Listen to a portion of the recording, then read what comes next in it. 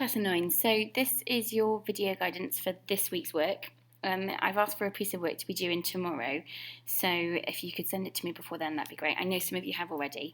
On this video as well, there's some extra practice, so even if you've done the work, it's going to be useful for you to do some extra practice at the end as well. Okay, so the first thing you've got then is your vocab to learn. So it's on Quizlet already.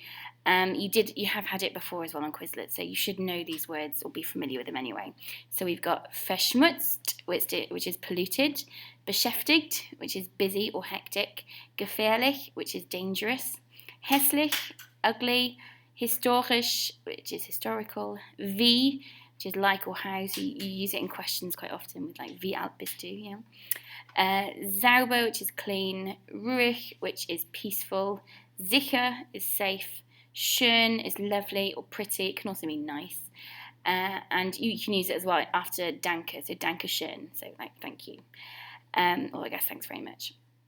There's also lebhaft, which is vibrant, and zu tun, which is to do. Okay, so the first task you've got is a match-up task. So you've got vocab on the left, which are places that you can live, and then descriptions on the right-hand side. Okay, so the first one's been done for you. Eine Großstadt, and then the correct answer is C, ist lebhaft und manchmal beschäftigt, wie zum Beispiel München. So zum Beispiel is for example. The rest of that vocab should be okay with you, hopefully. Nummer 2, eine alte Stadt. Das Antwort ist F. So, eine alte Stadt ist immer historisch und interessant. Sie kann auch manchmal langweilig sein. Sie kann is like it can in this case. Nummer 3, eine Hauptstadt. Zum Beispiel London oder Berlin. The answer for this one is A. So that's ist lebhaft, aber auch sehr historisch, zum Beispiel der Reichstag, Buckingham Palace und so weiter. Nummer 4, ein Dorf wie Bonvilston, so like Bonvilston, and then it gives some more description there. Nummer 5, an der Küste goes with E. So, an der Küste ist es oft ruhig und schön, weil es dort immer Wasser gibt. So, the last part there is because there's always water there. A bit random, but there we go. And Nummer 6, auf dem Lande, that matches with D. So, auf dem Lande gibt es normalerweise ein Bauernhof. A Bauernhof is a farm mit Tieren. So, we had Haustier at the start of the year, which is a pet. So a Tier is just an animal, so animals. Es ist oft schön und nicht gefährlich. Okay, so that's that first task there. Just before we go on to the next part, which is translation, a quick bit of Wiederholung, a bit of a revision. We did these a while ago. You've got gern and nicht gern, gar nicht gern, and lieber. They're all ways to express your opinions, and they're a really good way of doing it, instead of just using ich mag and so on. They're also good because you use them with the regular verb that you're normally going to use. So it means you don't have to worry about word order and that kind of thing. So these go after the normal verb that you're using. So for example, we've got I like living in Wales. To say that using one of these words, you just say Ich wohne gern in Wales. Okay, so I've got 2 more examples for you.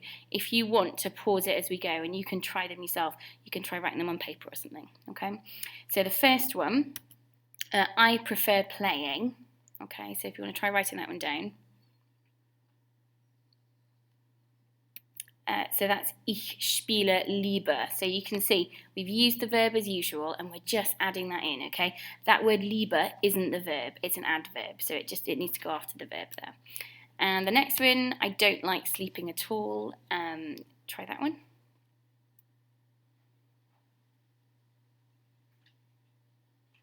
Okay, and the answer for that one then is ich schlafe gar nicht gern. So just like with ich spiele and ich wohne, you use the regular verb that you're used to using. So you use die schlafe in the free time topic and you just add that on afterwards, okay? And then all your other words carry on after that. They don't affect the word order after that. Okay, so on to the translation then. You have been given these answers in the answer booklet. I think I've written the same translations, but they might vary slightly from word to word. Don't worry if they're not exact, it's totally fine. As long as you've got the main gist and the meaning of it, that's fine.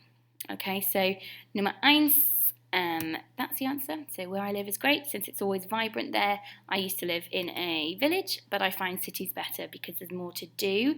So words here that I want you to kind of look out for. Mein Wohnort. A Wohnort is just like a place where you live, the place where you live. We've got a time phrase there. We've got immer, so always. The past tense that ich wohnte, I used to live in.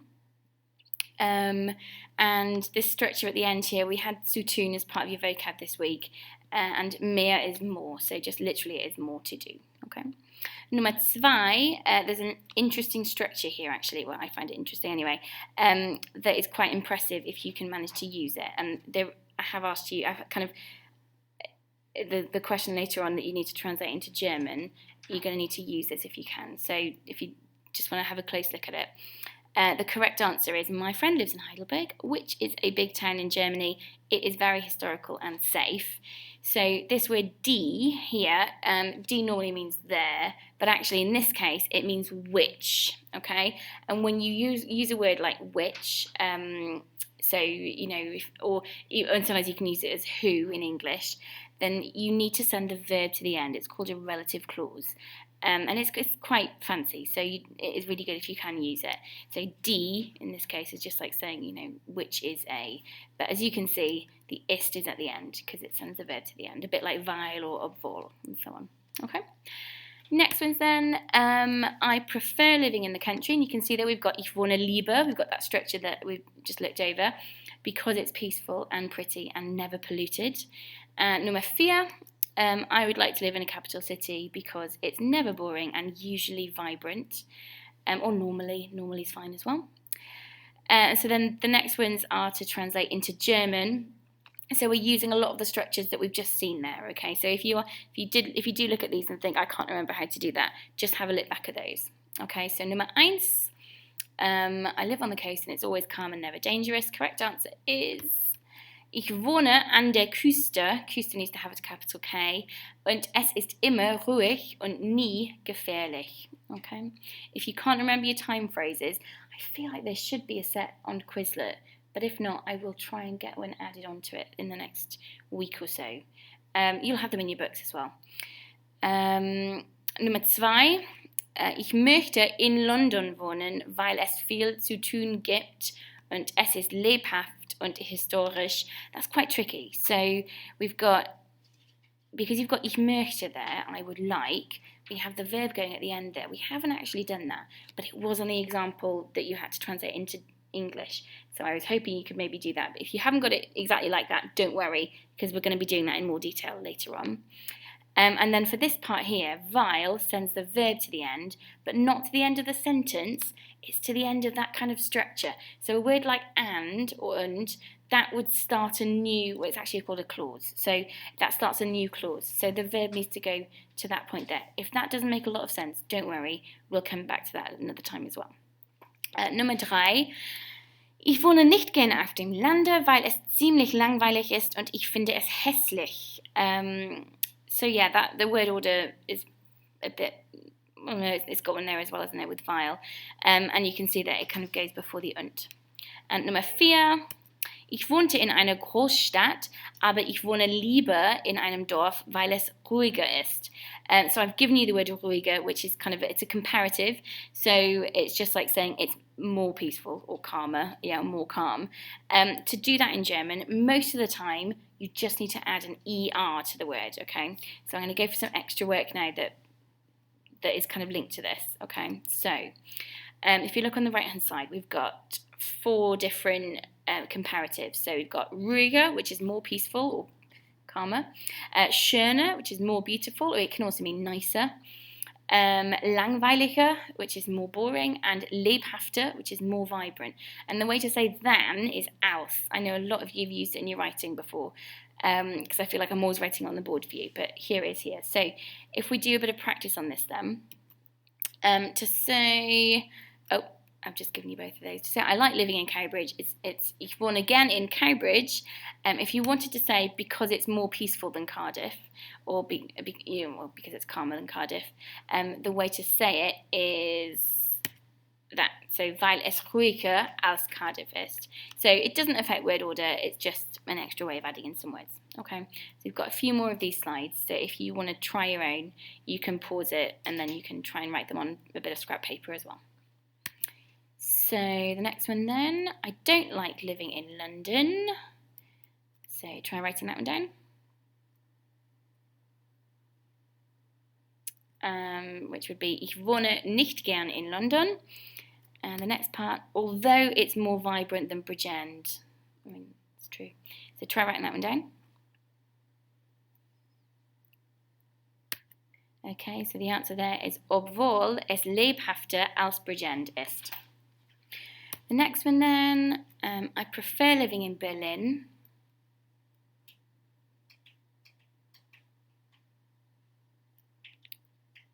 Which is, ich wohne lieber in Berlin because it's more beautiful than London. Okay, and the answer for that one is, weil es schöner als London ist. I've used weil every time here because I feel like you can, so you should. But you obviously you can use den, and if you do, then ist doesn't go to the end. Okay. And the next one's then, ich wohne.